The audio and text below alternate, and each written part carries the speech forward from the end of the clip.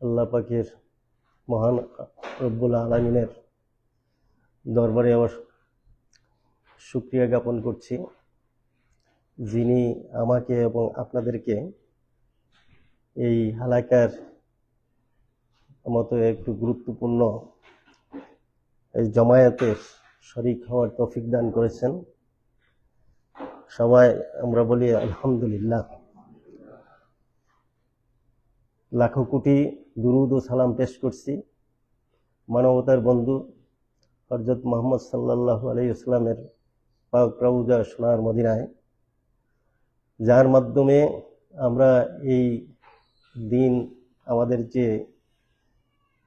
আল কোরআন নাজিল হয়েছে, যার উপরে এই কোরআনের আলোকেই গোটা মানব সমাজকে মানে হকের উপর যে দাওয়াত দিয়েছেন। 40 বছর বয়সে তিনি নবুয়ত লাভ করেন এবং 40 বছর থেকে 63 বছর পর্যন্ত এই 23 বছর নবুতি জিন্দিগিতে এই তার উপর নাজিল হয়েছে পবিত্র কালাম। আমরা এই কালামে পাকের একটি গুরুত্বপূর্ণ সূরা, যেই সূরাটি নাম হলো আল আসর।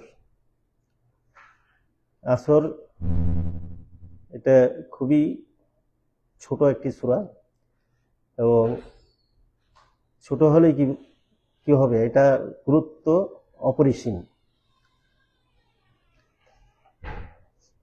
আমি সূরাটি তেলাওয়াত করছি। ওয়াল আসর ইন্নাল ইনসানা লাফি খুসর ইল্লাল্লাযীনা আমানু ওয়া আমিলুস সালিহাতি ওয়া তাওয়াসাউ বিল হক ওয়া তাওয়াসাউ বিস সবর। ওয়াল আসর, সময়ের কসম। ইন্নাল ইনসানা লাফি খুসর, নিশ্চয়ই মানুষ আসলেই ক্ষতির মধ্যে নিমজ্জিত। ইল্লাল্লাযীনা আমানু ওয়া আমিলুস সালিহাতি ওয়া তাওয়াসাউ বিল হক ওয়া তাওয়াসাউ বিস সবর, তবে তারা ছাড়া যারা ঈমান এনেছে, সৎ কাজ করতে থেকেছে এবং একজন অপরজনকে হক কথা বলার এবং সবর করার উপদেশ দিতে থেকেছে। এটা হলো সূরার সহজ সরল অর্থ। আর এই সূরাটি নামকরণ করা হয়েছে, এই সূরার প্রথম বাক্য ওয়াল আসরি ইন্নাল ইনসানা লাফি খুসর। ওয়াল আসর, প্রথম শব্দ দিয়ে এটা নামকরণ করা হয়েছে আল আসর। আসর শব্দের অর্থ সময় বা কাল। নাজির হওয়ার সময়কাল মুজাহিদ, কাতাদা, মুকাতিল একে মাদানী বলেছেন, কিন্তু অধিকাংশ মুফাসসিরগণের মতে এই সূরাটি মক্কি সূরা। আর এই সূরার বিষয়বস্তু সাক্ষ্য দেয় যে এটি মক্কি যুগের প্রাথমিক পর্যায়ে নাজিল হয়ে থাকতে পারে, কারণ সেই সময়কার ইসলামের শিক্ষাকে সংক্ষিপ্ত, অত্যন্ত এই হৃদয়গ্রাহী বাক্যের মাধ্যমে বর্ণনা করা হতো। এভাবে শ্রোতা একবার শুনলেই আর এটা বলতেন না, বলতে চাইলেও বলতে পারত না, এবং আপনা আপনি লোকদের মুখে মুখে তা উচ্চারিত হতে থাকত। এই নাজিল হওয়ার সময়কাল, এখন এর উপরে বিষয়বস্তু, মূল বক্তব্য। এই সূরাটি ব্যাপক অর্থবোধক সংক্ষিপ্ত বাক্য সমন্বিত বাণীর একটি অতুলনীয় নমুনা। কয়েকটা মাপাজোপা শব্দের মধ্যে গভীর অর্থে এমন এক ভান্ডার রেখে দেওয়া হয়েছে, যা বর্ণনা করার জন্য একটি বিরাট গ্রন্থ যথেষ্ট নয়। এর মধ্যে দ্ব্যর্থহীন ভাষায় মানুষের সাফল্য এবং কল্যাণ এবং ব্যর্থতা ও সর্বনাশের পথ বর্ণনা করা হয়েছে। ইমাম শাফি যথার্থই বলেছেন, লোকেরা যদি এই সূরাটি সম্পর্কে চিন্তা ভাবনা করে তাহলে এই একটি সূরাই তাদের জীবনের জন্য যথেষ্ট, হেদায়েতের জন্য যথেষ্ট। সাহাবায়ে কেরামের দৃষ্টিতে এটি ছিল একটি অত্যন্ত গুরুত্বপূর্ণ সূরা। হযরত আব্দুল্লাহ ইবনে হিশাম দামিরি আবু মাদানির বর্ণনা অনুযায়ী রাসূলুল্লাহ সাল্লাল্লাহু আলাইহি ইসলাম এর সাহাবীগণের মধ্যে দুই ব্যক্তি পরস্পরের মধ্যে দেখা হলে একে অপরকে এই সূরা আসর মানে শোনানো না পর্যন্ত পরস্পর থেকে বিদায় নিতেন না। এটা হলো তাবারানি থেকে বর্ণনা। ওয়াল আসর, সময়ের কসম। সময়, এই সূরার উপর সময়ের কসম খাওয়া হয়েছে। যে মানুষ বড়ই ক্ষতির মধ্যে রয়েছে, সময়ের কসম খেয়ে বলছে যে মানুষ বড়ই ক্ষতির মধ্যে রয়েছে, আর এই ক্ষতি থেকে একমাত্র তারাই রক্ষা পাবে যাদের মধ্যে 4টি গুণ রয়েছে। 1 নম্বর হলো ঈমান, 2 নম্বর হলো সৎ কাজ, 3 নম্বর হলো পরস্পরে হকের উপদেশ দেওয়া, পরস্পরকে হকের উপদেশ দেওয়া, আর 4 নম্বর হলো একে অপরকে সবর এখতিয়ার করার পরামর্শ দেওয়া। প্রিয় শ্রোতাগণ, আল্লাহ এই বাণীর অর্থ ভালোভাবে বুঝতে হলে আমাদেরকে প্রতিটি অংশ নিয়ে আলাদা আলাদাভাবে চিন্তা ভাবনা করা উচিত। আল্লাহ সৃষ্টিকুলের মধ্যে কোনো বস্তুর শ্রেষ্ঠত্ব বা বিস্ময়করতার কারণে কসম করেন না, আর বরং যে সত্যটি প্রমাণ করতে চান সেই সত্যের সাক্ষ্য বহন করে তিনি এমন কসম করেন। সুতরাং সময়ের কসমের অর্থ হচ্ছে যে যাদের মধ্যে উল্লেখিত 4টি গুণ রয়েছে তারাই সাফল্য, আর যাদের মধ্যে 4টি গুণ নেই তারাই ক্ষতির মধ্যে নিমজ্জিত। এটি সময়ের সাক্ষী। রাসূল সাল্লাল্লাহু আলাইহি ওয়াসাল্লাম ইঙ্গিত করেছেন, সঠিক সময়ের ব্যবহার মানুষের আসল মূলধন। সময়টা হলো মূলধন। মানুষের জীবনের মূলধন হলো কি, পুঁজি হলো কি, সময়। আল্লাহ পাক তো আমাদের একটা নির্দিষ্ট সময় দিয়ে পৃথিবীতে প্রেরণ করছেন, আর এই সময়টা হলো আমাদের মূলধন।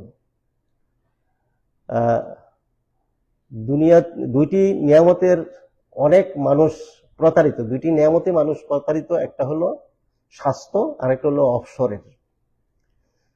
অর্থাৎ স্বাস্থ্য আর অবসর, এই দুটি মূলধন নষ্ট করলে মানুষ প্রকৃতপক্ষে ক্ষতিতে পড়ে। স্বাস্থ্য যদি নষ্ট হয়ে যায় তখন মানুষ তো আর সুস্থ থাকে না। স্বাস্থ্য তো একটা সম্পদ। আর আরেকটা হলো অবসর সময়। যদি আমরা সময়টাকে কাজে না লাগে অবসরে কাটাই, খেলায় কাটিয়ে দিই, যেমন মানুষ 24 ঘন্টার মধ্যে মানে অনেকটা সময় ঘুমের মধ্যে চলে যায়, আবার খেলাধুলার মধ্যে চলে যায়। আমরা যে আল্লাহর ইবাদত বন্দেগী করি, কতটুকু সময় আমরা আল্লাহকে স্মরণ করি? বেশি সময়ই অবসর মধ্যেই চলে যায়। আর এটা অবসর সময়, এই দুইটা যারা নষ্ট করে, এই নিয়ামতের যারা ক্ষতি করে বা নষ্ট করে, তারা প্রতারিত হচ্ছে। সময় বলতে কি বোঝানো হয়েছে এখানে? সময় মানে হতে পারে অতীত, আবার বর্তমানকাল এর সময় বেশিক্ষণ থাকে না। এই যে আমি এখানে আসছি, যেই সময়টুকু আসছে এই সময়টুকু কিন্তু আর নেই, অতীতে চলে গেছে। আবার ভবিষ্যৎ থেকে বর্তমান হচ্ছে, আবার এই বর্তমানটা অতীতে চলে যাচ্ছে। এখানে যে সময়ের কসম খাওয়া হয়েছে এটা বর্তমানও হতে পারে, অতীতও হতে পারে। আর অতীত সময়ের কসম খাওয়া কি অর্থ হইল, অর্থ মানে হচ্ছে ইতিহাস সাক্ষ্য দেয় যে জাতি 4টি গুণ থেকে বঞ্চিত হয়েছে, তারাই ক্ষতির মধ্যে নিমজ্জিত। যেই জাতি, এই যে কোরআনে পাকে সূরা আসরের মধ্যে যে 4টা গুণ বলা হয়েছে, একটা গুণ হলো কি ঈমান, 2 নম্বর হইল কি সৎ কাজ, 3 নম্বর হইল হক, হকের পরস্পরকে হকের দাওয়াত দেওয়া, আর 4 নম্বর হইল সবর বা ধৈর্য ধারণের উপদেশ দেয়া। এই 4টা গুণ যাদের মধ্যে নেই তারাই ক্ষতির মধ্যে নিমজ্জিত। আসলে এখানে কোনো বিশেষ সময়কে উল্লেখ করা হয়নি, 2 ধরনের সময়ই এখানে অন্তর্ভুক্ত। অতীত সময়ের কথা তো বললামই, যারা অতীতে এই 4টি গুণ থেকে বঞ্চিত হয়েছে, যেই জাতি বা যেই সমাজ, যে মানুষ, তারাই ক্ষতির মধ্যে নিমজ্জিত হয়েছে। বর্তমান সময়ের কসম খাওয়ার অর্থ হলো যে আমরা যে সময়টা আমাদের এখানে আছে আর কি, এটি আমাদের পুঁজি। যেমন পরীক্ষার হলে একজন ছাত্রকে একটা নির্দিষ্ট সময় দেওয়া হয় তার প্রশ্নপত্রের উত্তর দেওয়ার জন্য। যেই ছাত্রটি সময়কে সঠিকভাবে কাজে লাগিয়ে প্রশ্নপত্রের উত্তর দিতে পারে, সেই সফলতা অর্জন করে। আর যেই ছাত্র সেই সময়টাকে কাজে না লাগায়, অবহেলায় কাটিয়ে দেয়, সে সফলতা ব্যর্থ হয়।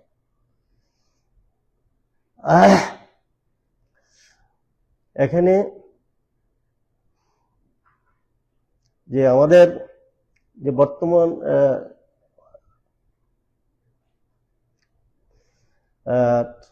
মানুষের জীবনও যেমন আমার যে সময়টা, আমার যে একটা সময় দিচ্ছে আল্লাহ তাআলা, এই সময়টা তো স্থির থাকে না, কমে যাচ্ছে, আস্তে আস্তে কি কমে যাচ্ছে। 5টি জিনিসকে লক্ষ্য করে বলা হয়েছে, রাসূল সাল্লাল্লাহু আলাইহি ওয়াসাল্লাম বলেছেন আর কি, যে 5টি জিনিসের গুরুত্ব দেওয়া আর জন্য আর কি। বার্ধক্য আসার আগে যৌবনের, আর অসুস্থ হওয়ার আগে সুস্থতার, দারিদ্রতা আসার আগে সম্পদশালী যখন ছিলেন, অবসর ব্যস্ত হয়ে পড়ে যাওয়ার আগেই, মানে অবসর সময়ের, মৃত্যুর আগে জীবনের। এই কথাগুলি হাকিম বাইহাকি সহিহ গ্রন্থ থেকে বলা হয়েছে।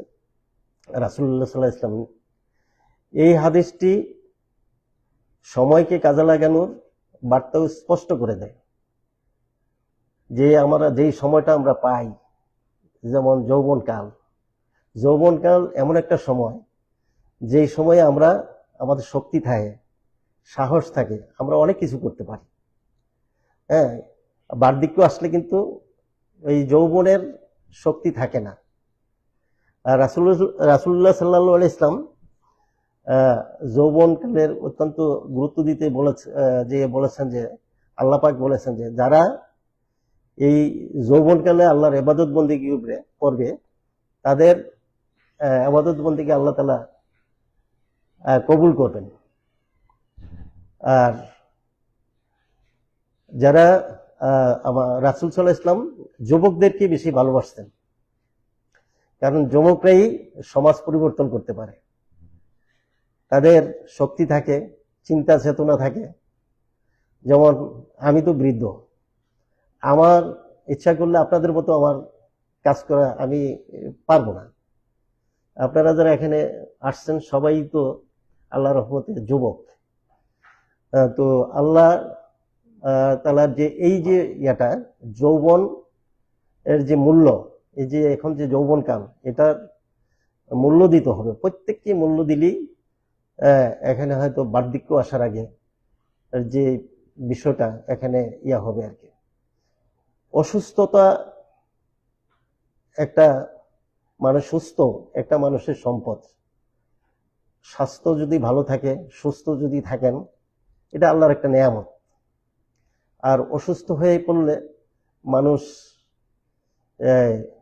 সব কাজ করতে পারে না। অসুস্থ মানুষের পক্ষে সুস্থ মানুষ যা করতে পারে তা পারে না। এই জন্য সুস্থ অবস্থায় আল্লাহর কাছে সবসময় আমরা নামাজে সুস্থতার দোয়া করব, আমাদেরকে যেন আল্লাহ পাক সুস্থ জীবন দান করেন। আর আরেকটা হলো দরিদ্রতা। মানুষ যখন সম্পদশালী থাকে তখন মনে করে যে আমি অনেক কিছু হয়ে গেছি, টাকা পয়সা কোথায় ব্যয় করবে এটার চিন্তা ভাবনা থাকে না। আপদে কুপদে অন্যায়ভাবে কিভাবে অর্থ সম্পদ আহরণ করা যায়, সম্পদশালী হওয়া যায়, তারপরে একের সম্পদ মাইরা কিভাবে বড় হওয়া যায়, যার একটা বাড়ি আছে সে কিভাবে আরেকটা বাড়ি করবে, যার আমি থাকি যাত্রাবাড়ি কাজলায় এলাকা হলো এটা শহরতলির মতো। আমি একটা বাড়ি হইলে কাজলাতে যদি আমি একটা বাড়ি করি, আমার চিন্তা থাকবে হ্যাঁ মানে যারা একটু পয়সাওয়ালা তারা তো থাকে গুলশান বনানী উত্তরার দিকে, ওইদিকে যদি আমার একটা বাড়ি হইতো, ওই জায়গায় বাড়ি হইলে তারপরে আমার চিন্তা থাকবে যে বাড়ি দ্বারা বসুন্ধরাতে যেন আরেকটা বাড়ি হয়। আমার যদি একটা গাড়ি থাকে, এই গাড়ির মডেলটা ভালো না, আর একটু উন্নত মানের মডেল চাই। এই সম্পদ ভালো কাজে ব্যবহার করা যায়, আবার খারাপ কাজে ব্যবহার করা যায়। এই জন্য সম্পদ মানে যাতে সম্পদের সুষ্ঠু ব্যবহার হয়। আমাদের দেশে তো সম্পদের জন্যই তো এই তো ক্ষমতা, এই যে আমরা পরস্পরে একজন আরেকজনকে মাইরা কিভাবে ক্ষমতায় যাব, ক্ষমতায় যাইতে বললে আমরা সম্পদশালী হইতে পারবো। তারপরে আমেরিকায় বা লন্ডনে বিভিন্ন উন্নতশীল দেশগুলিতে, ইউরোপের এখানে বাড়ি গাড়ি সম্পদশালী হতে পারবে, সম্পদে পাহাড়। আর ছেলে মেয়েদেরকে মানে ভালো ভালো বিদেশি শিক্ষা প্রতিষ্ঠানে পড়াতে পারবে। এখানে ম্যাক্সিমাম লোক আমার মতো যারা আমার ছেলে ঢাকা ইউনিভার্সিটিতে পড়ছে, আপনারাও এরকম বাংলাদেশের বিভিন্ন শিক্ষা প্রতিষ্ঠান থেকে লেখাপড়া আসছেন, কিন্তু সকলের তো সামর্থ্য নেই তাদের ছেলে মেয়েদেরকে বিদেশে রেখে ভালো প্রতিষ্ঠানে পড়াশোনা করানোর।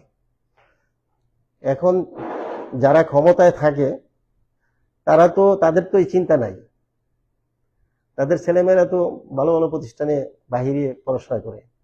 আর যাদেরকে ক্ষমতায় বসানো হয়, যারা প্রজা সাধারণ মানুষ, তারা তো শিক্ষা প্রতিষ্ঠানে, ভালো শিক্ষা প্রতিষ্ঠান বলতে Dhaka university, Rajshahi university, Chittagong university, তারপরে আরো বিভিন্ন প্রতিষ্ঠান, এখন তো আরো ইয়া হয়েছে, বুয়েট, কুয়েট, চুয়েট, রুয়েট, এই প্রতিষ্ঠানগুলিতে ভর্তি করানোর জন্য চিন্তা ভাবনা করে।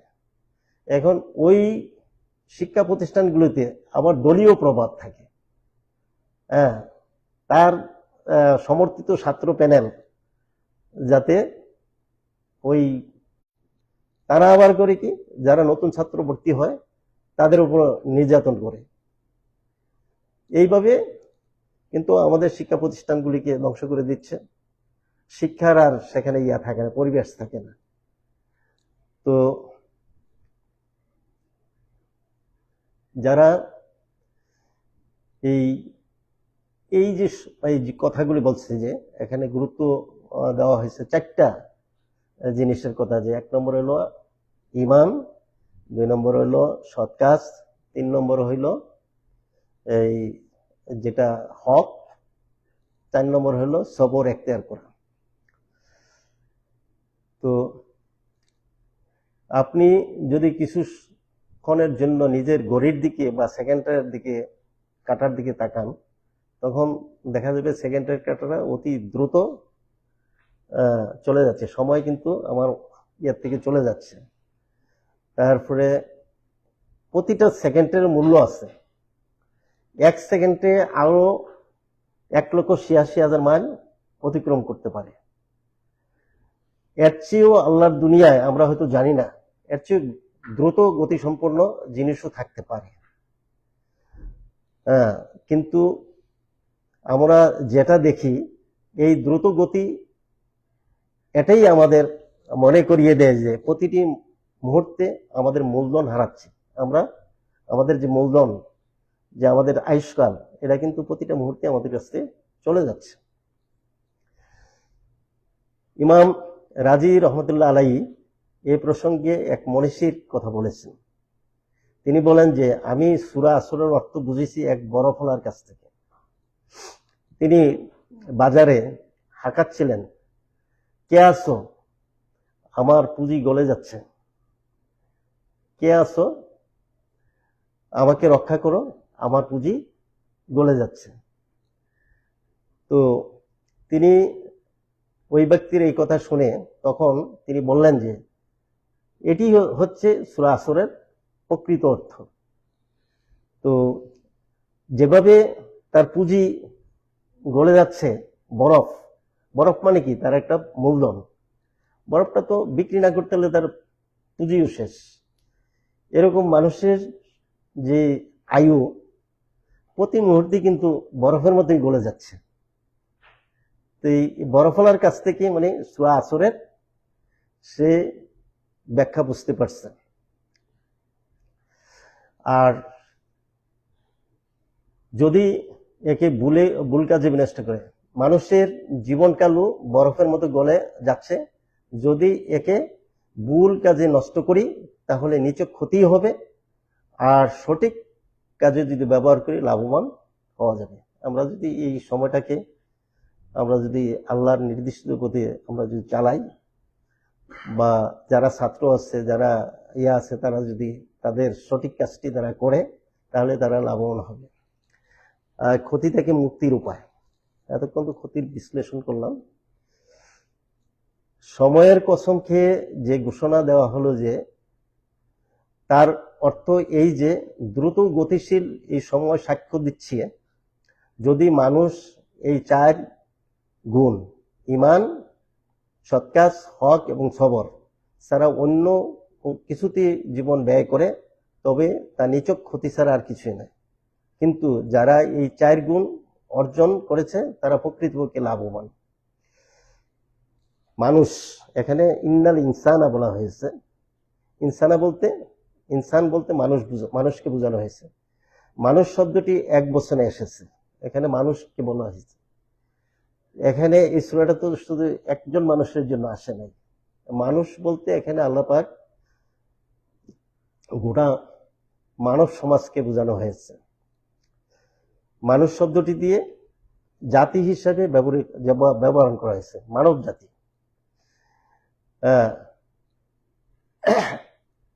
ব্যক্তি, জাতি কিংবা সমগ্র মানব সমাজ যার মধ্যে এই 4টি গুণ অনুপস্থিত, তারাই ক্ষতির মধ্যে। একজন ব্যক্তির মধ্যে যদি এই গুণটা অনুপস্থিত থাকে, একটা জাতির মধ্যে যদি এই গুণটা অনুপস্থিত থাকে, আর একটা গোটা মানব জাতির মধ্যে যদি এই 4টি গুণের অনুপস্থিত থাকে, সবাই ক্ষতির মধ্যে নিমজ্জিত। এই জন্য বলা হয়েছে ইন্নাল ইনসানা লাফি খুসর, নিশ্চয়ই সমস্ত মানুষ আসলেই ক্ষতির মধ্যে নিমজ্জিত। এটা আল্লাহ পাকের নিশ্চয়ই একদম নিশ্চিতভাবে বলেছে যে মানুষ, সমস্ত মানুষ আমরা কিসের মধ্যে আছি? ক্ষতির মধ্যে আছি। আমরা ছিলাম কোথায়? জান্নাতে।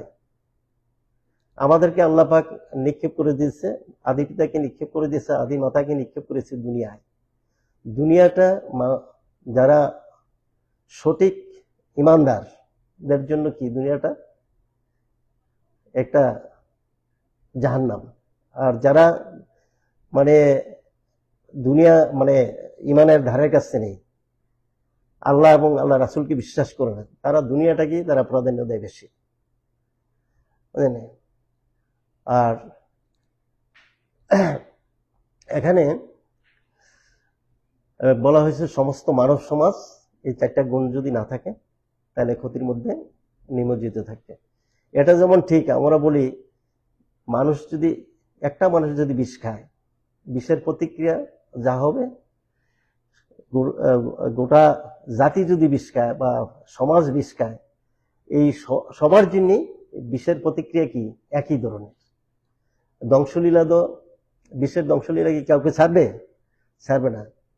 এই জন্য এই যে ক্ষতিটা, যার মধ্যে এই 4টা গুণ না থাকবে, ব্যক্তি, সমাজ বা এই যে জাতি গোষ্ঠী সকলেই ধ্বংসের মধ্যে পড়ে যাবেন।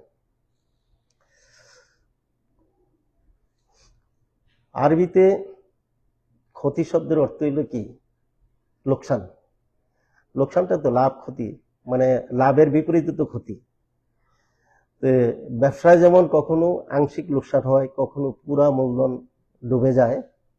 কোরআন এই শব্দটিকে ব্যবহার করেছে সাফল্যের বিপরীতে, সফলতা ও ব্যর্থতার বিপরীতে ব্যর্থতা।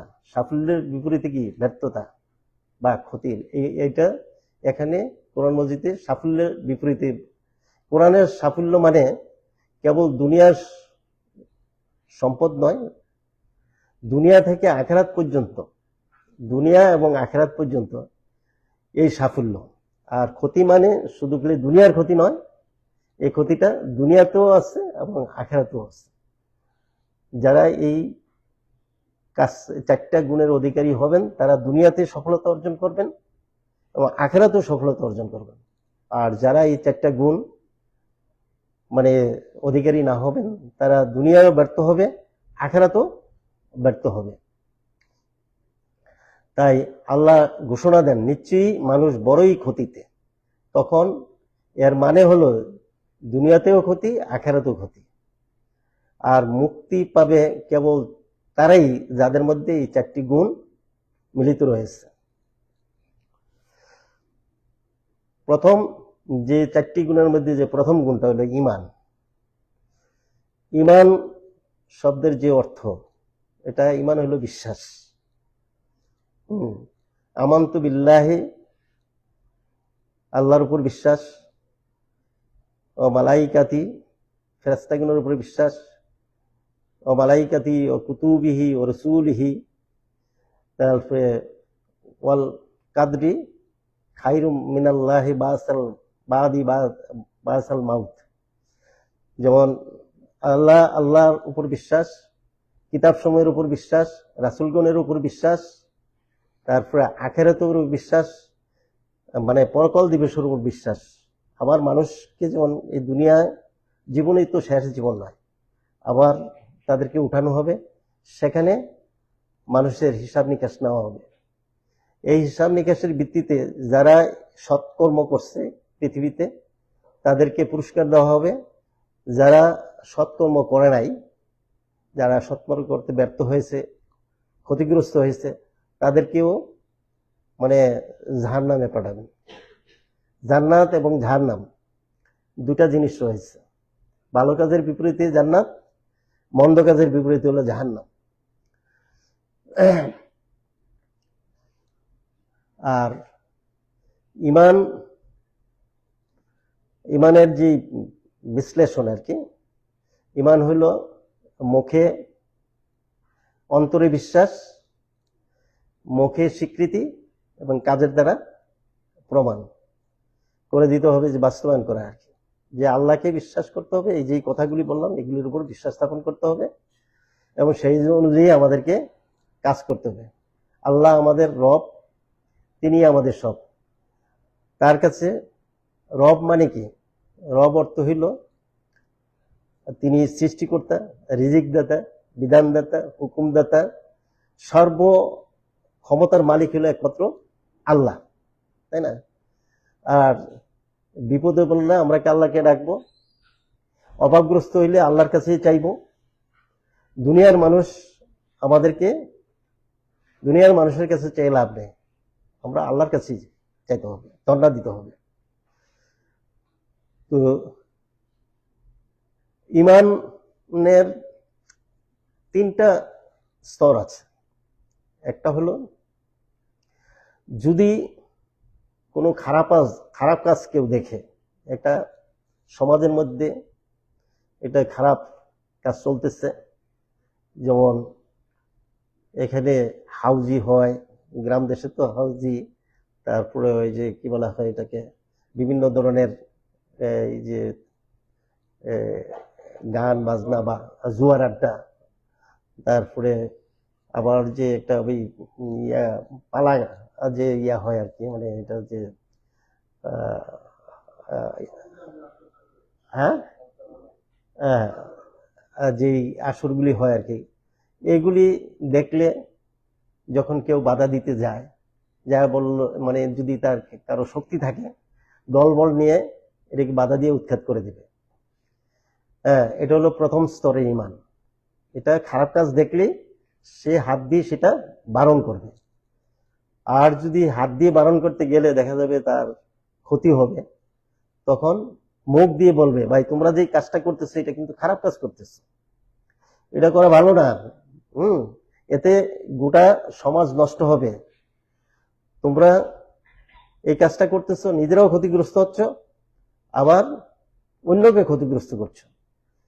তো বাবারা শোনার যদি মুখের দ্বারা বারণ করে, তো মুখের কথা কয়জনে শোনে? শক্তি না থাকলে তো কেউ শোনে না। তো এটা হলো দ্বিতীয় নম্বরের ইমান। আর যদি শক্তি তো আপনি পারবেন না, মুখে বলতে গেলেও আপনার ক্ষতি সম্ভাবনা আছে, তা মনে মনে ঘৃণা করতে হবে। এটা হলো সর্বনিম্ন ইমান। আর কি করে এখন দুনিয়াতে যে এখন যে আমাদের ইসরায়েলে যেভাবে বর্বর হামলা করতেছে আমাদের ভাইদের উপর, মুসলিম ভাইদের উপর, নারী পুরুষ শিশু, তাদেরকে বাড়িঘর থেকে উচ্ছেদ করে দিচ্ছে এবং বোমিং করে তাদের সমস্ত বাড়িঘর ধ্বংস করে দিচ্ছে।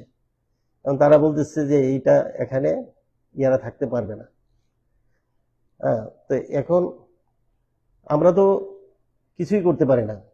এই যে এইখানে কি কি বলা হয়, আমেরিকার যে বর্তমান প্রেসিডেন্ট ডোনাল্ড ট্রাম্প, এতে বেটু দিয়ে সমস্ত রাষ্ট্রের এরাই নিরাপত্তা পরিষদে বলতেছে এটা জেনোসাইড হচ্ছে, এটা প্রতিকার করা দরকার, শক্তি প্রয়োগ করা দরকার। আমেরিকা বেটু দিয়ে এটা শেষ করে দিচ্ছে যে না, এটা প্রতিকার করা যাবে না। তো একদিক দিয়ে আপনি মানবতার কথা বলবেন, আরেক দিক দিয়ে মানুষ মেয়েরা শেষ করে দিবেন, এটা তো মানবতার বন্ধু হইতে পারে না। তো এখানে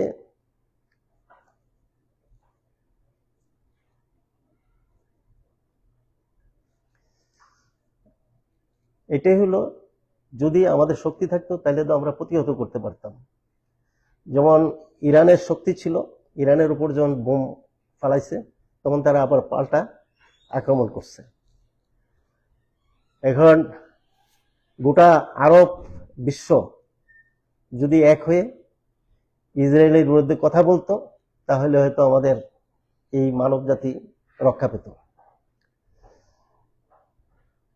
এই সত্যকে সত্য বলেছে এবং তার প্রতি আস্থা করেছে। আর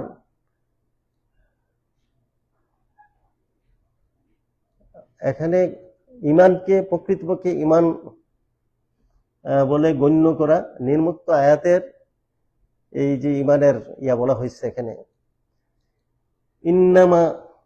ইন্নামাল মুমিনুনা আল্লাযীনা আমানু বিল্লাহি ওয়া রাসূলিহি সুম্মা লাম ইয়ারতাবু। মুমিন তো আসলে তারাই যারা আল্লাহ এবং তার রাসূলের প্রতি ঈমান আনে, তারপর সংশয়ে লিপ্ত হয় না। আল হুজরাত আয়াত নম্বর 15। ইন্নাল্লাযীনা কালু রাব্বুনাল্লাহু সুম্মা ইসতাকামু। যারা বলে আল্লাহ আমাদের রব আর তারপর তার উপর অবিচল রয়ে গেছে, এটা হামিম আস-সাজদা আয়াত নম্বর 30। ইন্নাল মুমিনুনা আল্লাযীনা ইযা যুকিরাল্লাহু ওয়াজিলাত কুলুবুহুম। আসলে মুমিন তারাই মুমিন আল্লাহর কথা উচ্চারিত হলে যাদের দিল কেঁপে ওঠে। সূরা আনফাল আয়াত নম্বর 2। যারা, আমি আরবিটা না পড়ে বাংলাটাই আমি বলি, যারা ঈমান এনেছে তারা আল্লাহকে সর্বাধিক অত্যন্ত মজবুতির সাথে ভালোবাসে। বাকারা 165 নম্বর আয়াত। কাজেই না হে নবী, তোমার রবের কসম, তারা কখনোই মুমিন নয় যতক্ষণ না তাদের পারস্পরিক বিরোধে তোমাকে ফয়সালাকারী হিসাবে না মেনে নেয়। তারপর যা কিছু তুমি ফয়সালা করো সে ব্যাপারে তারা মনে কোনো প্রকার সংকীর্ণতা অনুভব করে না, বরং মনে প্রাণে মেনে নেয়। আন-নিসা আয়াত নম্বর 65। নিম্নোক্ত আয়াতটিতে ঈমানের মৌখিক স্বীকৃতি ও প্রকৃত ঈমানের পার্থক্য আরো বেশি করে প্রকাশ করা হয়েছে। এখানে বলা হয়েছে আসল লক্ষ্য হচ্ছে প্রকৃত ঈমান, মৌখিক স্বীকৃতি নয়। মৌখিকভাবে স্বীকৃতি দিয়ে ঈমান হলো লা ইলাহা ইল্লাল্লাহু মুহাম্মাদুর রাসূলুল্লাহ বললে আমি ঈমানদার হয়ে গেলাম না। তো ইয়া আইয়ুহাল্লাযীনা আমানু আমিনু বিল্লাহি ওয়া রাসূলিহি, হে ঈমানদারগণ আল্লাহ ও তার রাসূলের প্রতি ঈমান আনো। আন-নিসা 36 নম্বর আয়াত। নবী সাল্লাল্লাহু আলাইহি ওয়াসাল্লামের আরেক হাদিসে এসেছে, তোমাদের কেউ অন্যায় দেখলে হাতে পরিবর্তন করুক, না পারলে সেটাও যদি না পারে অন্তরে ঘৃণা করুক। এটাই দুর্বলতম ঈমান। সহিহ মুসলিম। আমি ইতিপূর্বে এই কথাটা বলছি। প্রকৃত পক্ষে ঈমান মানি কর্মে প্রমাণ, নিছক দাবিতে নয়। এখন প্রশ্ন দেখা যায়, ঈমান আনা বলতে কিসের উপর ঈমান আনা বোঝাচ্ছে? এর জবাবে বলা যায় যে কোরআন মজিদে একথাটির জবাবে সুস্পষ্ট ভাষায় বর্ণনা করা হয়েছে। প্রথমত আল্লাহকে মানা, নিছক তার অস্তিত্ব মেনে নেওয়া নয়, বরং তাকে এমনভাবে মানা যাতে বোঝা যায় যে তিনি একমাত্র প্রভু ও ইলাহ, তার সর্বময় কর্তৃত্বে কোনো অংশীদার নেই। তার একমাত্র তিনি মানুষের ইবাদত, বন্দিগি এবং আনুগত্য লাভের অধিকারী। তিনি ভাগ্য গড়েন ও ভাঙেন। বান্দার একমাত্র তারই কাছে প্রার্থনা করা এবং তারই উপর নির্ভর করা উচিত। তিনি হুকুম দেন, তিনি নিষেধ করেন। তিনি যে কাজের হুকুম দেন তা করা, আর যে কাজে বিরত রাখতে চান তা থেকে তার উপর বান্দার উপর ফরজ। তিনি সবকিছু দেখেন ও শোনেন। মানুষের কোনো কাজ তার দৃষ্টির আড়ালে থাকা তো দূরের কথা, যে উদ্দেশ্য ও নিয়তের ভিত্তিতে মানুষের কাজটি করে থাকে তার অগোচরে থাকে না, আল্লাহর অগোচরে থাকে না। যেই কাজটা আপনি প্রকাশ্যে করেন অপ্রকাশ্যেই করেন, আল্লাহ কিন্তু তা দেখেন এবং জানেন। দ্বিতীয়, রসুলকে মানার, এখানে তো আল্লাহকে মানার উপর গেল, আর রসুলকে মানার অর্থ হলো তাকে আল্লাহর নিযুক্ত পথ প্রদর্শক, আল্লাহ কর্তৃক নিযুক্ত বলতো পথ প্রদর্শক হিসাবে, নেতৃত্ব দানকারী হিসাবে মানা। তিনি যা কিছু শিক্ষা দিয়েছেন আল্লাহর পক্ষ থেকে দিয়েছেন, তা সবই সত্য এবং অবশ্য গ্রহণযোগ্য বলে মেনে নেয়া। আল্লাহ রাসূল আল্লাহর পক্ষ থেকে এসেছেন, তিনি আমাদেরকে হেদায়েতের জন্য। আমরা ছিলাম তো, আমরা কোন পথে চলবো আমরা জানতাম না। আমাদের সৃষ্টির আসল উদ্দেশ্য আমরা জানতাম না। রাসূল পাকের মাধ্যমে উনি আমাদেরকে পথ দেখিয়ে দিয়েছেন, এই পথটাই সঠিক পথ, সিরাতুল মুস্তাকিম। আর আল্লাহর পক্ষ থেকে তিনি এই ইয়াগুলি দিয়েছেন তা সবই সত্য এবং অবশ্যই গ্রহণযোগ্য বলে মেনে নেয়। আর ফেরেশতা, নবীগণ, আল্লাহর কিতাবসমূহ এবং কোরআনের প্রতি ঈমান আনাও এই রাসূলের প্রতি ঈমান আনার অন্তর্ভুক্ত। আল্লাহর কিতাবসমূহ, ফেরেশতাসমূহ এগুলির উপর ঈমান আনাও আল্লাহ রাসূলের উপর ঈমান আনা শামিল। কোরআনের প্রতি ঈমান আনাও রাসূলের প্রতি ঈমান আনার অন্তর্ভুক্ত। কারণ আল্লাহ রাসূল এই শিক্ষাগুলি দিয়েছেন। তৃতীয়ত আখিরাতকে মানা। মানুষের এই বর্তমান জীবনটি প্রথম এবং শেষ না। মৃত্যুর পরে মানুষকে আবার পুনরায় জীবিত করা হবে। নিজের এই দুনিয়ার জীবনে যা কিছু করেছে আল্লাহর সামনে তার জবাবদিহি করতে হবে এবং হিসেব নিকেশে যেসব লোক সৎ গণ্য হবে তাকে পুরস্কৃত করা হবে, আর যারা অসৎ গণ্য হবে তাদেরকে শাস্তি দেওয়া হবে। এই অর্থে আখিরাতকে মেনে নেওয়া। আখিরাতকে মেনে নেওয়ার অর্থ হলো যে আখিরাতে আমরা দুনিয়াতে যা কিছু করি, ভালো মন্দ যাই কিছু করি, এর ভিত্তিতে আল্লাহ পাক পুরস্কার দান করবেন। ভালো কাজের বিপরীতে পুরস্কার দিবেন, মন্দ কাজের বিপরীতে ও তাকে দণ্ড দিবেন।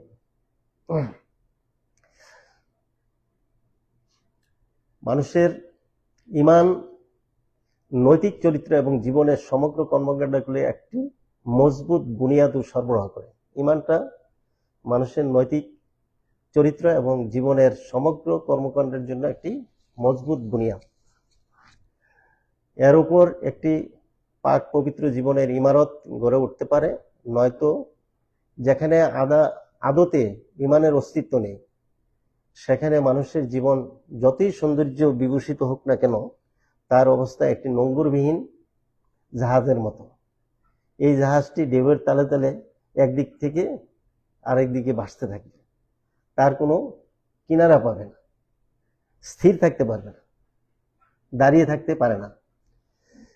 ঈমানের পরে ক্ষতি থেকে বাঁচার জন্য দ্বিতীয় যে গুণটি, প্রথম তো ঈমান, তারপরে দ্বিতীয় গুণটি হলো কি? সৎ কাজ। কোরআনে পরিভাষায় একে বলা হয় সালেহাত। সমস্ত সৎ কাজ এর অন্তর্ভুক্ত। মানুষ যত কাজ ভালো কাজ করে সমস্ত ভালো কাজ এটার মধ্যে অন্তর্ভুক্ত। কোনো ধরনের সৎ কাজ ও সৎ বৃত্তি এর বাইরে থাকে না। কিন্তু কোরআনের দৃষ্টিতে যে কাজের মূলে ঈমান নেই, যা আল্লাহ ও তার রাসূলের প্রদত্ত হেদায়েতের ভিত্তিতে সম্পাদিত হয়নি, তা কখনো সালেহাত হতে পারে না। মানে সৎ কাজ, ঈমানবিহীন সৎ কাজ আল্লাহর কাছে গ্রহণযোগ্য না। আপনি যতই ভালো কাজ করেন, ইহুদিরা, তারপরে এখানে যে খ্রিস্টান আছে তারা ভালো কাজ করে না, মানুষের উপকার করে না, তারা কোটি কোটি টাকা মানুষকে, যারা যে দেশ গরিব তাদেরকে সাহায্য করে না।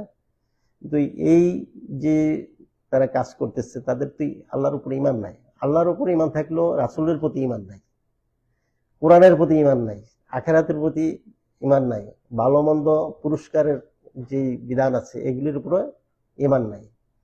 তো ঈমান না থাকার কারণে এই সৎ কাজগুলি, ভালো কাজগুলি তার কোনো মূল্য নেই। আর এটাকে এই কোরআনের দৃষ্টিতে ঈমান নেই যা আল্লাহ ও রাসূল সাল্লাল্লাহু আলাইহি ওয়াসাল্লাম প্রদত্ত হেদায়েতের ভিত্তিতে সম্পাদন হয় না, তা কখনো সালেহাত বা সৎ কাজের অন্তর্ভুক্ত হতে পারে না। তাই কোরআন মজিদে সর্বত্রই সৎ কাজের আগে ঈমানের কথা বলা হয়েছে। সৎ কাজের আগেই বলছে কি? ঈমান। ইয়া আইয়ুহাল্লাযীনা ঈমানু আমানু। এখানে যে কথাটা বলা হয়েছে, ইন্নাল ইনসানা লাফি খুসরি ইল্লাল্লাযীনা আমানু ওয়া আমিলুস সালিহাতি, মানে সালিহাতের আগে আমানু বলা হয়েছে। আমানু বলে কি? আল্লাহর উপর বিশ্বাস। যাদের আল্লাহর উপর বিশ্বাস, তারপরে যারা সৎ কাজ করে, যারা মানে ওই যে আহ, মানে হক এবং সবর এখতিয়ারের মানে ইয়া দিতে থাকে, পরামর্শ দিতে থাকে, তারাই সফলতম দুনিয়াতে। অন্যদিকে মানুষ নিজের কাজের সাহায্যে যে ইমান সত্যতা প্রমাণ পেশ করে সেটি নির্ভরযোগ্য কল্যাণকর ইমান। অন্যথায় সৎকাজবিহীন ইমান একটি দাবি ছাড়া আর কিছুই নয়। মানুষ এই দাবি সত্ত্বেও যখন আল্লাহ ও তার রাসূলের নির্দেশিত পথ ছেড়ে অন্য পথে চলে, তখন আসলে সে নিজেই তার দাবির প্রতিবাদ করে। ইমান ও সৎকাজ সম্পর্ক বীজ ও বৃক্ষের মতো। বীজ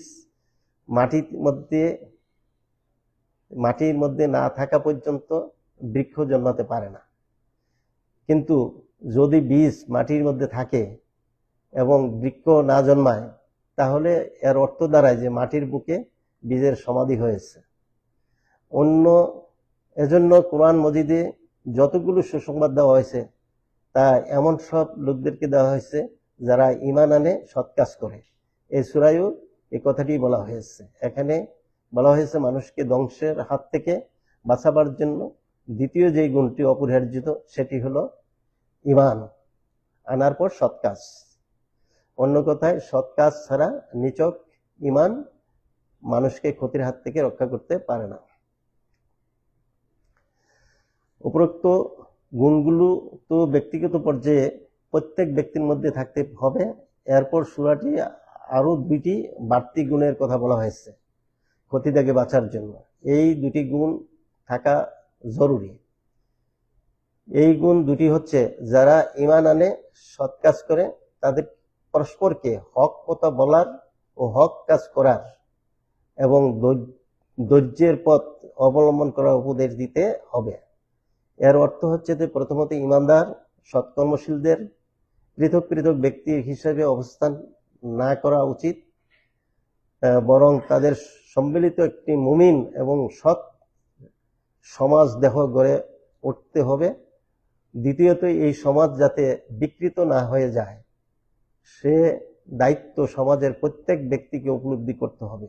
এজন্য এই সমাজ প্রত্যেকটি ব্যক্তি অন্যকে হক পথ, নিজে হক পথে চলবে, অন্যকেও হক পথে অবলম্বন করার এবং সবুর করার উপদেশ দেবে। এটাই সামাজিক দায়িত্ব ও কর্তব্য। আমি নিজেও হকের মধ্যে থাকব, মানুষকে হকের দাওয়াত দেব। হক বলতে কি? রাসূলুল্লাহ সাল্লাল্লাহু আলাইহি ওয়াসাল্লাম যখন মানুষকে এই দিনের দাওয়াত দিয়ে একত্রিত করলেন এবং আরব বিশ্ব যখন মানে ইসলামের মধ্যে দাখিল হয়ে গেল, তখন মানুষকে দিনের দাওয়াত দেওয়ার জন্য বিভিন্ন দিকে প্রেরণ করছেন। তারা আইসা হকের দাওয়াত দিচ্ছে না। আমরা বাংলাদেশে কি রাসূল সাল্লাল্লাহু আলাইহি ওয়াসাল্লাম আসছে? আসে নাই। আমরা তো রাসূল সাল্লাল্লাহু আলাইহি ওয়াসাল্লামের যারা দূত ছিল তারাই এই বাংলাদেশে আইসা ইসলামকে কায়েম করছে। তো এখানে হকের দাওয়াত, আমি হক নিজেও গ্রহণ করতে হবে, আমি অন্যকেও হকের দাওয়াত দিতে হবে। ভাই আমি এই কাজটাকে মানে এটাই হক, এটাই সত্য, এটা আমি নিজে প্রাণে বিশ্বাস করি। তুমি আমার বন্ধু, তুমিও এই কাজটা করো। যেমন নামাজের দাওয়াত দিতে পারেন। হক বলতে কি? হক বলতে যেটা সত্য, যে সত্য আল কোরআন আর রাসূল সাল্লাল্লাহু আলাইহি ওয়াসাল্লামের হাদিস। হাদিসটা হইল আল কোরআনের ব্যাখ্যা, তাই না? রাসূল সাল্লাল্লাহু আলাইহি ওয়াসাল্লামের মৃত্যুর পর আয়েশা রাদিয়াল্লাহু তাআলা আনহুর কাছে এক ব্যক্তি আসলেন। আয়েশা বললেন যে রাসূল সাল্লাল্লাহু আলাইহি ওয়াসাল্লাম সম্বন্ধে আমি জানতে এসেছি আপনার কাছে, আপনি রাসূল সাল্লাল্লাহু আলাইহি ওয়াসাল্লাম সম্পর্কে কিছু বলেন। তিনি তখন জবাব দিলেন যে তোমরা কি কোরআন পড়ো না? সমগ্র কোরআনটাই রাসূল সাল্লাল্লাহু আলাইহি ওয়াসাল্লামের জীবনী। কি সময় কি শেষ হয়ে গেল নাকি? আচ্ছা আচ্ছা, সমস্ত রাসূল সাল্লাল্লাহু আলাইহি ওয়াসাল্লামের জীবনটাই কোরআন। কোরআনটাই হক। এই হকের দাওয়াত দিতে হবে। আমরা যারা আছি, আমরা যারা নিজে হক বুঝি, অন্য ভাইদেরকে হকের দাওয়াত দিতে হবে। এই যে আজকে আমি যেই সূরাটা পড়লাম, এই সূরার অর্থ আমরা সবাই জানি, কিন্তু এভাবে তো আমি নিজেও জানতাম না এটার গুরুত্ব কতটুকু। কারণ একটা মানুষের জীবনকে বদলে দিতে পারে এই সূরাটা। একটা মানুষ, একটা জাতি, একটা মানব জাতিকে এই ক্ষতির থেকে রক্ষা করতে পারে। ছোট্ট একটা সূরা, কিন্তু এটার গুরুত্ব অত্যন্ত অপরিসীম। তাই আমরা এখানে যে কথাটা বলছে, যারা হক, রাসূল সাল্লাল্লাহু আলাইহি ওয়াসাল্লাম যখন হকের দাওয়াত দেওয়া আরম্ভ করলেন, মদিনার জীবনে, মক্কা জীবনে 40 বছর পর্যন্ত রাসূল সাল্লাল্লাহু আলাইহি ওয়াসাল্লাম কি ছিলেন? আলামিন ছিলেন। তার কাছে অর্থ সম্পদ গচ্ছিত রাখত, তাকে মানুষে বিশ্বাস করত। তারপরে কোনো বিচার ফয়সালার জন্য তাকে মানা হতো। একবার যে কালো পাথর যে নেওয়ার জন্য আর কি, সরিয়ে নেওয়ার জন্য 4টি গোত্রের মধ্যে দলাদলি আনা হলো। এই দল বলে যে আমি সরাবো, আরেকজন বলে যে আমি সেখানে প্রতিস্থাপন করব। এরকম 4টি গোত্রের মধ্যে বিবাদ লেগে গেছে। রাসূল সাল্লাল্লাহু আলাইহি ওয়াসাল্লাম যাইয়া এর সমাধান দিলেন যে একটা রুমাল আনো, বড় রুমাল এনে এই রাসূল সাল্লাল্লাহু আলাইহি ওয়াসাল্লাম নিজেই পাথরটাকে রুমালের উপর রেখে দিলেন। তো 4 গোত্রের 4 প্রধানকে বললেন যে তোমরা এই পাথরটা যথাস্থানে রেখে দাও। এইভাবে কিন্তু বিবাদ মিটে গেল। রাসূল সাল্লাল্লাহু আলাইহি ওয়াসাল্লাম তখন মানুষের কাছে কি ছিল? বিশ্বাসী ছিল। যখন আল্লাহর উপর, আল্লাহ রাসূলের উপর যখন নবুয়ত প্রাপ্ত হলেন, আর যখন ওহী আসতে লাগলেন রাসূলের কাছে, আল্লাহর বিধান, মানে আল্লাহর যে হুকুম আহকাম যেগুলো আসতেছিলেন, এগুলি যখন আরবে প্রচার করতে লাগলেন, তার নিজের লোকেরাই তো তার বিরোধিতা করছে। উনি যখন একটা পাহাড়ের পাদদেশে তার গোত্রের সমস্ত লোককে ডাকলেন, একটা তৎকালীন বোধহয় কোনো কিছু জানানোর জন্য ওই পাহাড়ের পাদদেশে নিয়ে একত্রিত করা হতো। তো রাসূল সাল্লাল্লাহু আলাইহি ওয়াসাল্লাম এরকম ভাবে ডাকলেন। ডাকার পরে সবাই গেল। সবাই যাওয়ার পর বলল যে আমি, আমার কথা কি তোমরা বিশ্বাস করো? একদল সৈন্য এই পাহাড়ের অপর প্রান্তে ওত পেতে আসছে তোমাদের উপর আক্রমণ করার জন্য, এই কথাটা কি তোমরা বিশ্বাস করো? তখন সবাই বললো যে হ্যাঁ আমরা বিশ্বাস করি, তুমি মিথ্যা কথা বলো না। তখন বললেন যে তোমরা যদি এক আল্লাহকে বিশ্বাস না করো, আল্লাহর উপর ঈমান না আনো, আল্লাহ যে এক এবং অদ্বিতীয়, এটা সাক্ষ্য যদি তোমরা না দাও, তাহলে আল্লাহ পাক তোমাদেরকে পাকড়াও করার জন্য ওত পেতে আসছে, তোমাদেরকে আল্লাহর উপর বিশ্বাস আনতে হবে। তখন আবুল আহাব কি বলছিল? প্রথমে বলছিল এই কথা বলার জন্য কি আমাদেরকে এখানে ডাকছো? ধ্বংস হয়। মতান্তরে তিনিই ধ্বংস হয়েছে, তাই না? এক সময় তো তিনি, তার স্ত্রী সহ সেই ধ্বংস হয়ে গেছে। আল্লাহ রাসূলের 2 মেয়ে ছিল, আবুল আহাবের ছেলের কাছে বোধহয় বিয়ে দিয়েছিল, তাদেরকেও তালাক দিয়ে দিয়েছে। রাসূল সাল্লাল্লাহু আলাইহি ওয়াসাল্লাম যখন মক্কায় আপন লোকদের কাছেও জায়গা পাইলেন না, তখন তায়েফে গেলেন। তায়েফের ময়দানে যখন হকের দাওয়াত দেওয়া আরম্ভ করলেন, তখন তায়েফবাসীদেরকে, ছোট ছোট বাচ্চাদেরকে লেলাই দেওয়া হল, পাথর মেরে রাসূল সাল্লাল্লাহু আলাইহি ওয়াসাল্লামকে রক্তাক্ত করে ফেলল। তিনি ভূমিতে লুটিয়ে পড়লেন এবং উঠে দাঁড়ালেন। জিবরাইল আলাইহিস সালাম এসে বলল যে ইয়া আল্লাহ রাসূল, আপনি যদি হুকুম দেন আমি এই তায়েফবাসীদেরকে এই 2 পাহাড়ের মাঝখানে এনে আমি নিঃশেষ করে দিই। তখন রাসূল সাল্লাল্লাহু আলাইহি ওয়াসাল্লাম বলল যে তুমি যদি এই তায়েফবাসীদেরকে মেরে ফেলো বা ধ্বংস করে দাও, আমি যে আল্লাহর রাসূল, কার কাছে আমি আল্লাহর দ্বীনের দাওয়াত দেব? এরা বুঝতে পারে নাই আমি যে সঠিক নবী বা আমি যে আল্লাহ প্রদত্ত, তারা বুঝতে পারে নাই। আল্লাহ যখন তাদেরকে হেদায়েত দিবেন তারা ঠিকই বুঝতে পারবেন, তখন তারা ইসলামে শামিল হবে। এমন এক পর্যায়ে আসলো যে মক্কাতেও থাকার অবস্থা নাই, দ্বীনের দাওয়াত দেওয়ার মতো, হকের দাওয়াত দেওয়ার মতো সেই সক্ষমতা হারাই ফেললেন। কারণ আল্লাহর তরফ থেকে কি আসলো? হিজরতের হিজরত করলেন মদিনায়। মদিনায় যে ইসলামী সমাজ গঠন করলেন, ওইখান থেকে তিনি অনেকগুলি যুদ্ধ পরিচালনা করছেন। এরপর মক্কা বিজয় হলো। বিদায় হজের ভাষণে রাসূল সাল্লাল্লাহু আলাইহি ওয়াসাল্লাম যে বললেন যে তোমাদের কাছে দুইটা জিনিস আমি রেখে যাচ্ছি। একটা আল্লাহ প্রদত্ত, এই যে আমার 23 বছরের জীবনে জিবরাইল আমিনের মাধ্যমে যে এই যে বিধান আসছে সেটা আল কোরআন, আরেকটা হলো আমার 23 বছরের জিন্দেগি, আমার সুন্নাহ।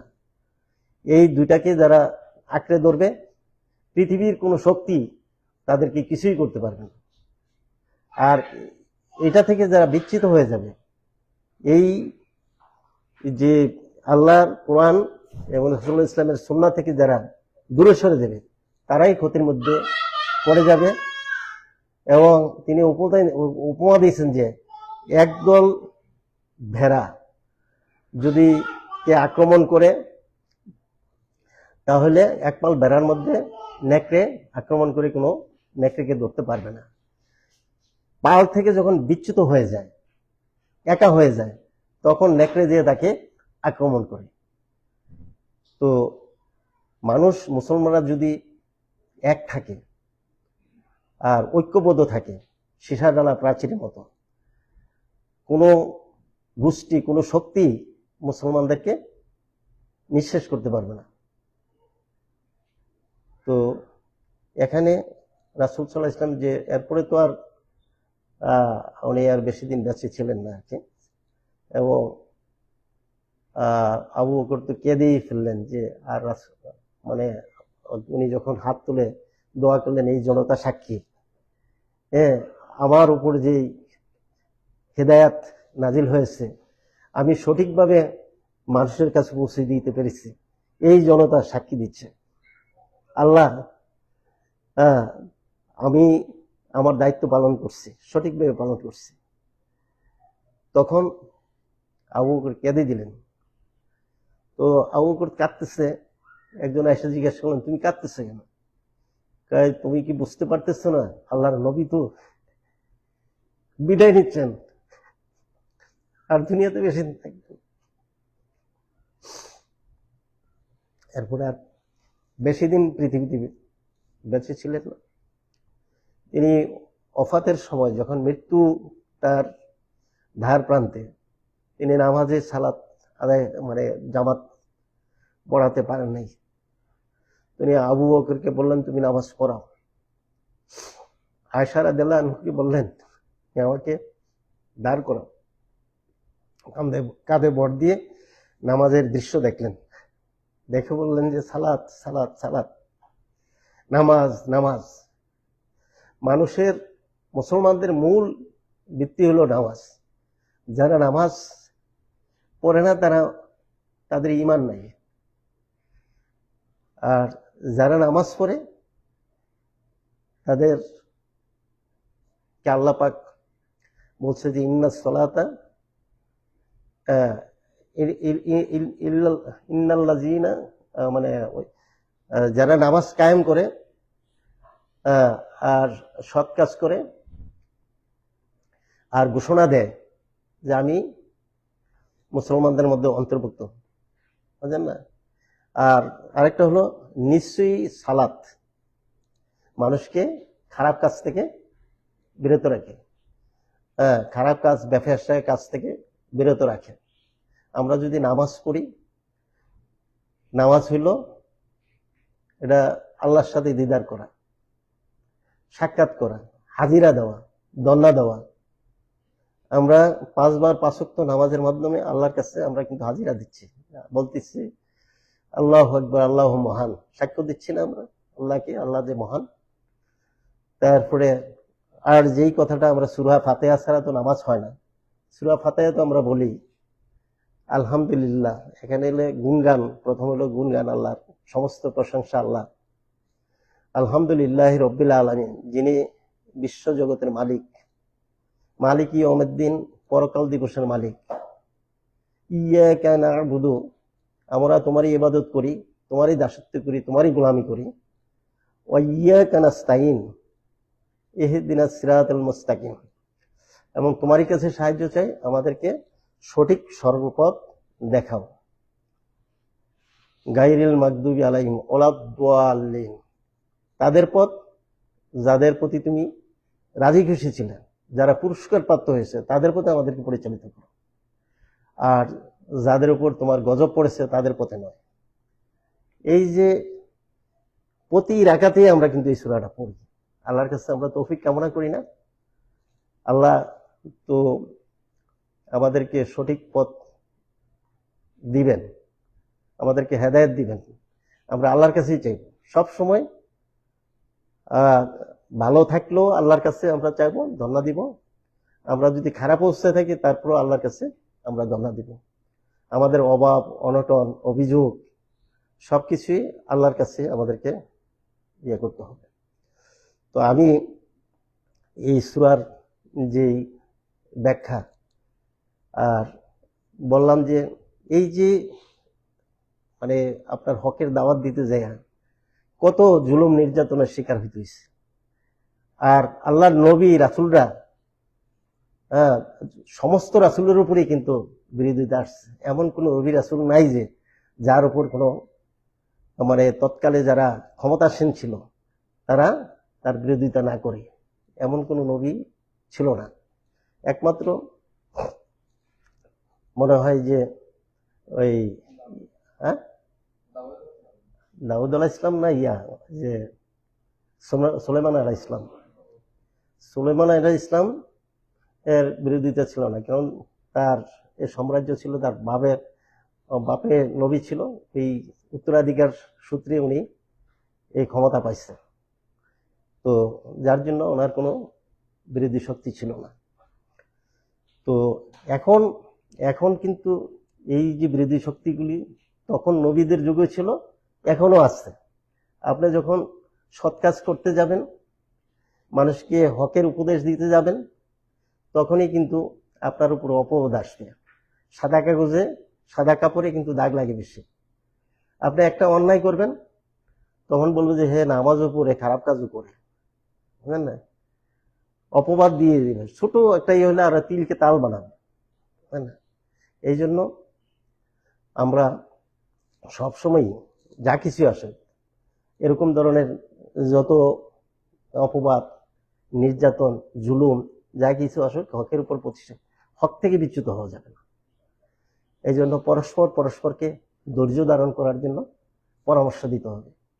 ভাই আল্লাহর উপর বিশ্বাস রাখো, সবুর করো, একদিন হয়তো আল্লাহ আমাদেরকে যাজা দিবেন। ইন্নাল্লাহা মা'আস সাবিরিন, নিশ্চয়ই আল্লাহ ধৈর্যশীলদের সাথে আছেন। আর এই সূরার যে তাৎপর্য, যেটা শিক্ষণীয় বিষয় হলো যে আমরা এই গুণে গুণান্বিত হওয়ার 4টা যে গুণ আল্লাহ পাক বলছে, এই গুণটা যেন আমাদের মধ্যে, সকলের মধ্যে আল্লাহ তাআলা দান করেন। আমরা এর ভিত্তিতে যেন আমাদের নিজের জীবন, সময়ের যে দাবি, এগুলি যেন সময় মতো আমরা পূরণ করতে পারি। যে সময়ের গুরুত্ব, এই গুরুত্ব দিয়ে যেন আমাদের যে মূল্যবান সম্পদ এলো সময়, আয়ুষ্কাল যেটা আর কি, আমরা তো এই পৃথিবীতে আজীবনের চিরজীবন বাঁচব না। একদিন সময় চলে যাবে, আমরা আবার আখেরাতে চলে যাব, মানে পরকালে চলে যাব, কবরের জিন্দিগিতে চলে যাব। আমার দাদা চলে গেছে, আমার বাপ চলে গেছে, আমার যে পূর্বপুরুষরা এরা দুনিয়া থেকে বিদায় নিয়ে গেছে, আমাদেরও একদিন চলে যেতে হবে। কার কখন চলে যাবে, কে কখন চলে যাবে, এটা কেউ বলতে পারে না। এই জিনিসটা অনিশ্চিত। ছোটরা বড়র আগে ছোটরাই চলে যায়, এটা কোনো সিরিয়াল নাই, বুঝলেন? তো যার জন্য আমাদেরকে এই জীবনের যে মূল্যবান সম্পদ সময়টাই হলো আমাদের পুঁজি বা মূলধন। এই মূলধনকে আমরা সঠিকভাবে কাজে লাগাবো। আল্লাহ যেন আমাদেরকে সেই তৌফিক দান করেন। এই কথা বলেই আমার আজকের যে আপনাদের যে এই মজলিস, যেটা আর কি আপনাদের পরিভাষায় এটাকে কি বলা হয় যেন, হালাকা আর কি। এই হালাকায় আমাকে যে এখানে পেশ করার জন্য, এই আসরের উপর পেশ করার সুযোগ দিচ্ছে। এই জন্য আপনাদের সবাইকে ধন্যবাদ জ্ঞাপন করছি। মহান আল্লাহ রাব্বুল আলামিন আমাকে যেভাবে এই ছোট্ট হলেও অত্যন্ত গুরুত্বপূর্ণ তাৎপর্যপূর্ণ সূরা এটা আপনাদের কাছে উপস্থাপন করার চেষ্টা করেছি।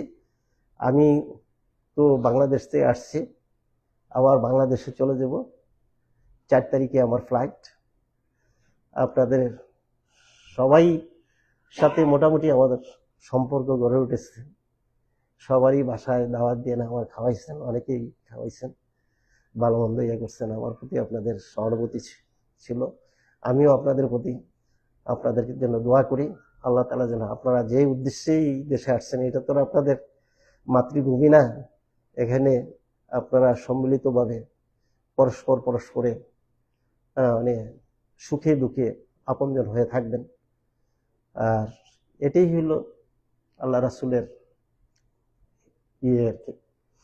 আর দ্বিতীয়ত হলো যে দুনিয়াতে আল্লাহ পাক কাকে কখন সম্পদ দিবেন সেটার তোয়াক্কা করা ঠিক না। রাসূল সাল্লাল্লাহু আলাইহি ওয়াসাল্লাম এক ব্যক্তি এসে যখন বলছিলেন যে ইয়া রাসূলুল্লাহ, আমি আপনাকে ভালোবাসি, আল্লাহ রাসূল কোনো জবাব দেন নাই। দ্বিতীয়বার বলছে, তৃতীয়বার যখন বললো, তুমি কি জেনে শুনে বলছো? তুমি যদি আমাকে ভালোবাসো, কিন্তু দারিদ্রতা তোমার দিকে দিয়ে আসবে।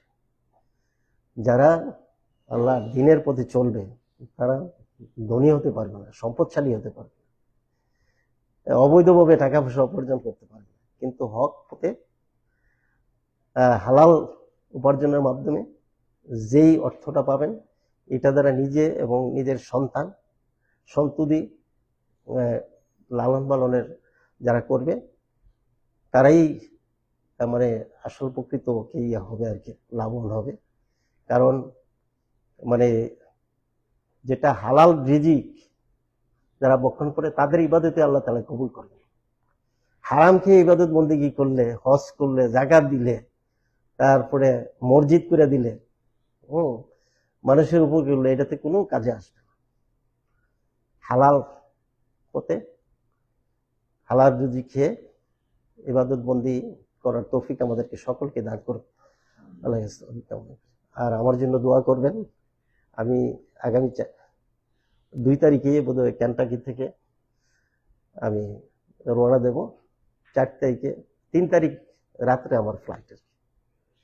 তো আমি আপনাদের জন্য দোয়া করি,